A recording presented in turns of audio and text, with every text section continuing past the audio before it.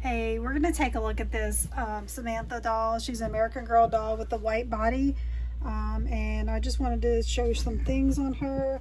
Her body is pretty clean. I see like a little spot there and a little dinginess around the collar there, but there's no like water stains or big spots on her. So look at that.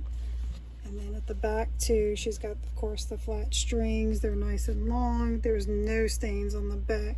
Maybe a little dinginess right here.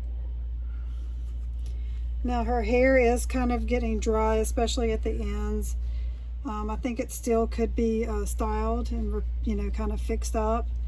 Nice and thick. She's not missing any hair. She's got nice thick bangs. Her eyelashes are nice and full. And her eyes do open and close good.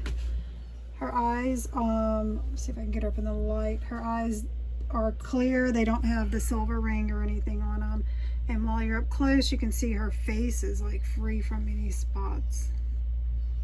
Nice and clean face there.